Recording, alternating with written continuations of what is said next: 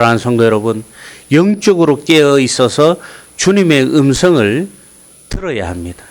영적으로 잠들어 있던 베드로와 제자들은 하나님의 영광을 보고도 예수님께서 하나님이심을 깨닫지 못했습니다. 베드로는 우리가 여기 있는 것이 좋사오니 우리가 초막셋을 쥐때라고 말하지만 정작 베드로는 자신이 지금 무슨 말을 하는지조차 모르고 떠들고 있다는 것입니다. 또한 제자들은 이 놀랍고 영광스러운 변모의 순간에 깊이 잠들어 있었습니다. 누가복음 9장 32절 말씀에 보면 베드로와 함께 있는 자들이 깊이 졸다가 온전히 깨어나 예수의 영광과 및 함께 선 두 사람을 보더니라고 기록되어 있습니다. 여러분, 지금 그들은 육신만 잠든 것이 아니라 그들의 영혼도 함께 잠들어 있었다는 거예요. 이게 문제라는 거예요. 이게 우리가 육신이 고나여서 육신이 잠들 수는 있지만 우리의 영적인 상태까지 같이 잠들면 안 된다는 것입니다. 영적으로 깨어있지 않고 잠들어 있으면 하나님의 진리를 우리가 깨닫지 못합니다. 영적으로 잠들어 있으면 우리 앞에 선명하게 드러난 하나님의 뜻도 하나님의 모습도 우리가 도무지 분별할 수 없는 것입니다.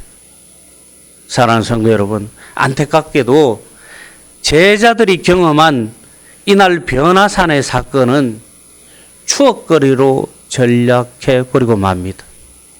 마치 부활절이 세상 사람들에게 달걀 먹는 날쯤으로 인식되는 것과 마찬가지라는 거예요. 우리에게는 부활주일이 예수님께서 우리를 위해서 이 땅에 오셔서 우리 대신 죄를 짊어지고 십자가에서 대신 죽으심으로 우리를 구원해 주시고 죽은 자 가운데 장사 지내고 3일 후에 다시 부활하신 그날을 기념하기 위해서 부활주일을 맞이하는 데 비해서 세상 사람들은 그저 교회에서 계란 나눠주니까 계란 먹는 날에 지나지 않는다는 것입니다.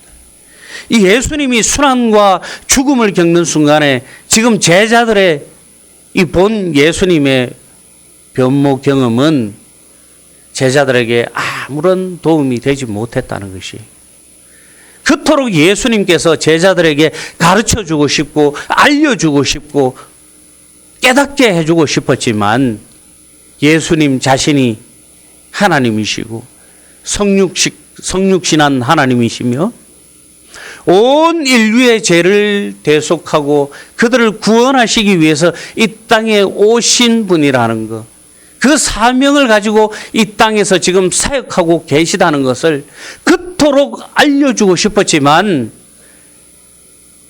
제자들은 영적으로도 육신으로도 깨어있지 못했기 때문에 깨닫지 못했다는 것입니다.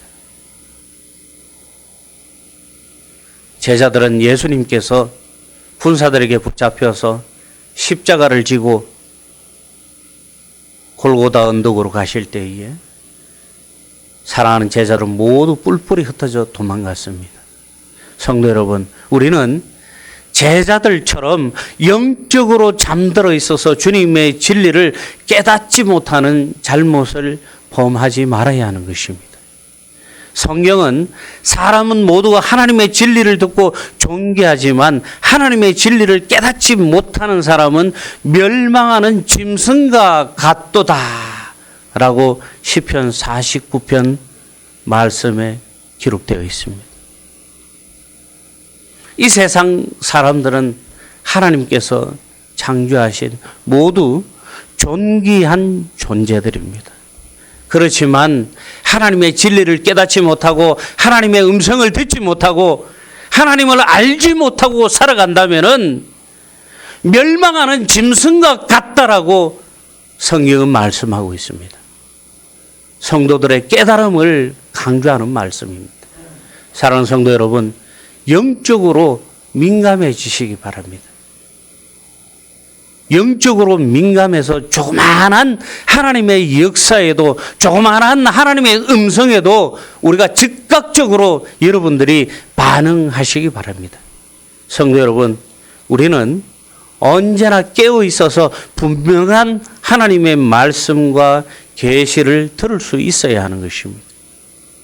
내가 잠들고 있는데 하나님 저를 깨우지 마세요. 어제 야근하고 와서 엄청나게 피곤한데 이런 저를 깨우신다면 제가 무척 화가 날지도 모르겠습니다. 우리가 육적으로 보면 그럴 수 있겠죠. 그러나 영적으로 언제 어디서나 어떠한 상황에 내가 있더라도 하나님께서 나를 부르시고 나를 깨우실 때 깨닫고 느낄 수 있어야 하고 아멘으로 대답할 수 있어야 한다는 거예요. 그런 사람이 바로 성도라는 거예요. 장례식장에 교회 한 번, 두 번 왔다 갔다고 그냥 보기 좋으라고 십자가 그려놓고 성도 누구누구 이렇게 적는 게 그게 성도가 아니라 영적으로 깨어 있어서 하나님의 음성을 듣고 하나님의 움직이심, 하나님의 역사하심을 즉각적으로 반응하고 깨닫는 사람들, 이런 사람들이 성도라는 거예요.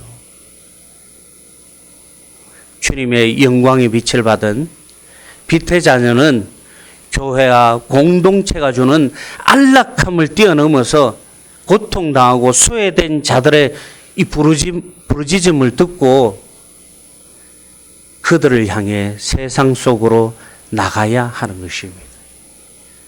흔히들 그런 얘기하죠. 세상 사람들. 개독교. 지들끼리만 잘 먹고 잘 살고 지들끼리만 은혜 받으면 끝나는 조직. 이젠 그런 말을 우리가 세상 속으로 들어서는 안 되는 것입니다.